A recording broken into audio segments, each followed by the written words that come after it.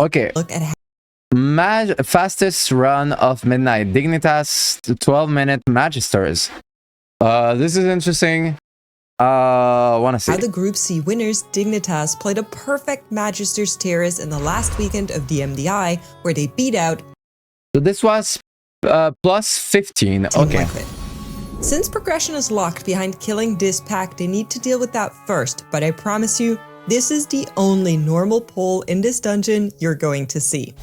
While Kira charges ahead to gather a big pull onto the blazing pyromancer that awaits the team in the library, the damage dealers make sure they utilize anti-magic shell, spell reflect, and aspect of the turtle to not take any avoidable damage from the arcane bolts of the arcane magisters.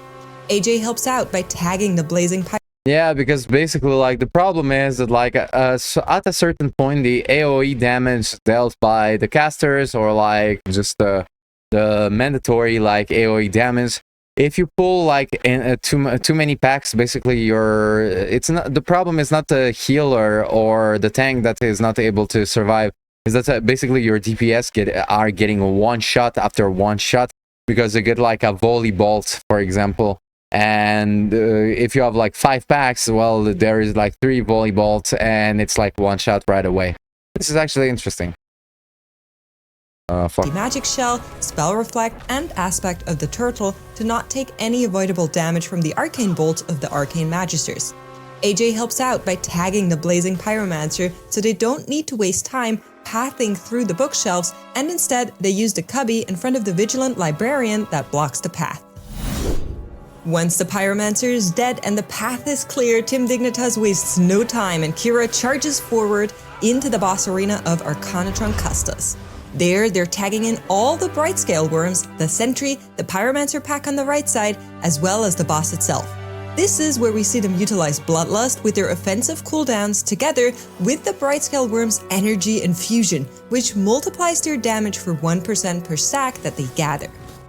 They also use their own defensive cooldowns here to help AJ deal with the ignition from the blazing pyromancers, especially as the arcane beam from the sentry targets individual players too, while also, of course, dealing with the boss mechanics at the same time. Death Coil and Crackling Jade Lighting are used on the bright scale worms by Jack and AJ to help Kira not waste any time as they're gathering their next pack after having killed the boss. To do so, Kira uses Stampeding Roar and Incapacitating Roar to speed up his team and allow them to walk up to the end of the gauntlet before the Light Ward healers start casting and causing chaos. Additionally, they use Paralysis from AJ as well as Chains of Ice to delay the healers joining the pull even further. While this happens, Hearthjax also drains 2 of the energy crystals that are hidden on the side of this gauntlet to immediately reach 20 stacks of energy infusion, to do a lot of damage right at the start of the pull. This group of enemies is particularly evil because of the rune spellbreakers who cast Runic Glaive, which is an uninterruptible cast that always hits 2 players and deals a lot of damage over a 10-second time window. Yeah, and basically these are like the things that disallow, at least like if you in pubs with pugs, basically to go for packs like that, because like if there are like 2 casters or 3 casters that cast this at the same time, they do not have enough, like they do not use defensives, and basically they die and not the healer or the tank. And this is kind of like a misconception about like, why can't we go for more, you know? With 3 of those spellbreakers in the pack, every way to counteract them is crucial, and so Team Dignitas uses their Shadow Meld to avoid any application of any double stack here. Pressing Meld late also assures less casts overall as they move through this pack. The bright scale worms finally join towards the end of the pull as the team has ran out of cooldowns, and with another stack of energy infusion across the entire team, it helps them finish off the pull. Once the team has pulled Serenal Sunlash, the healers that were CC'd earlier finally join the team to add additional cleave and an easy way to get count. Another niche optimization on the Death Knight is shown off by Hearthjax as he sees he's targeted by the runic mark, and pre-AMSs to avoid the application and allowing his healer to do even more damage. Now comes the hardest part of the dungeon. With Stampeding Roar activated, Team Dignitas is going to charge ahead and take everything in their path into the Gemellis boss room. They don't have Bloodlust or Energy Infusion available for this, so they're relying on their raw offensive cooldowns to get them through this pack.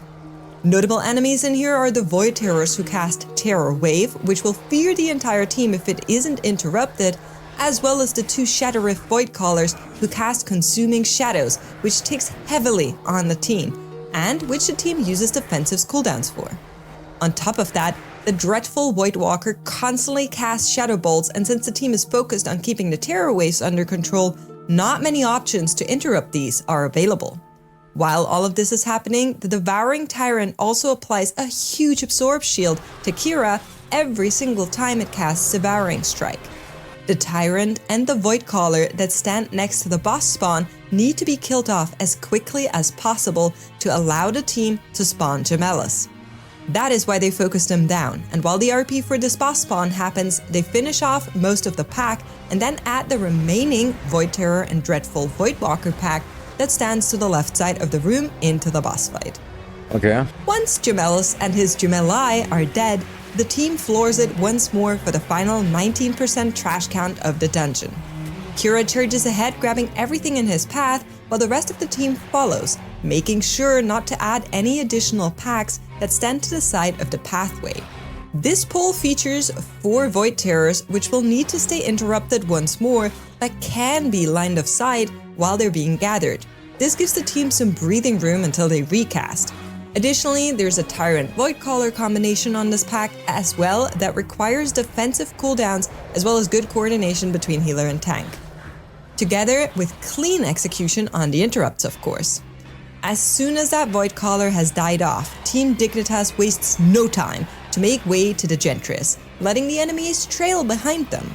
The Hollow Soul Shredders use their Dimensional Shred to immediately follow up, whereas the Void Terrors move a bit slower, once again allowing the team to let their cast go off without needing to allocate resources for it. Once the Tyrant has died, the team makes short work of the Gentris after reaching 100% count, and in a super fast, deathless 12 minute 11 seconds Magisters Terrace, they win out the series. Make sure to tune in next weekend to watch the CN teams and see this is actually cooler than I thought. Like, I think that like International Mythic Plus is actually like maybe not to watch like for 6 hours as a stream, but the way it's summarized, at least, like it's actually like really cool. Like I'm happy that I took the time to check it out.